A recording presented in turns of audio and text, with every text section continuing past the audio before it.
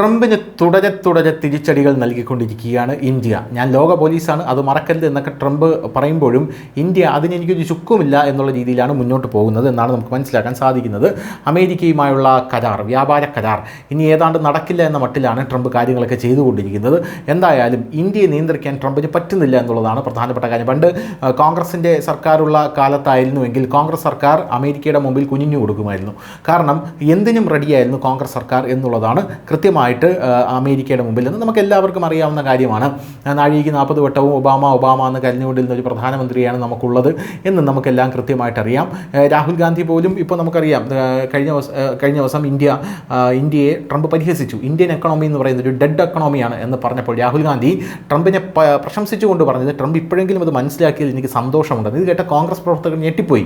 കാരണം രാഹുൽ ഗാന്ധിയോട് കോൺഗ്രസ് പ്രവർത്തകർ പറഞ്ഞത് ട്രംപ് ഇന്ത്യയെ പരിഹസിച്ചതാണ്, അതായത് നമ്മുടെ രാജ്യത്തെ പരിഹസിച്ചതാണ്, ആ പരിഹാസത്തെയാണ് നിങ്ങൾ പിന്തുണയ്ക്കുന്നത് എന്ന് രാഹുൽ ഗാന്ധിയോട് പറഞ്ഞപ്പോഴാണ് ഈ മണ്ടന് ആ അബദ്ധം മനസ്സിലായത്. എന്തായാലും ഇപ്പോൾ വരുന്ന റിപ്പോർട്ടുകൾ അനുസരിച്ച് ട്രംപിൻ്റെ അവസാനത്തെ കച്ചിത്തുരുമ്പ്, അതായത് F-35 എങ്കിലും നമ്മുടെ കയ്യിൽ നിന്ന് മേടിക്കണം എന്നാണ് ട്രംപ് ഇന്ത്യയോട് പറഞ്ഞിരുന്നത്. ഇപ്പോൾ ട്രംപിൻ്റെ ഈ ഷോ ഓഫ് കാരണം ഇന്ത്യ F-35 പോയിട്ട് ഒരു കച്ചിത്തുരുമ്പ് പോലും മേടിക്കുന്നില്ല എന്നുള്ള രീതിയിലേക്ക് എത്തിയിരിക്കുകയാണ്. ഇന്ത്യക്ക് 25% തീരുവ ചുമത്തുമെന്ന് US പ്രസിഡന്റ് ഡൊണാൾഡ് ട്രംപ് പ്രഖ്യാപിച്ചതിന് പിന്നാലെ ഇരു രാജ്യങ്ങളും തമ്മിലുള്ള വ്യാപാര തന്ത്രങ്ങൾ ബന്ധങ്ങളും വഷളാകാൻ തുടങ്ങി. ഇന്ത്യ ഇതുവരെ അമേരിക്കയുമായി കുറച്ച് വ്യാപാരം മാത്രമേ നടത്തിയിട്ടുള്ളൂവെന്ന് ട്രംപ് പറഞ്ഞു.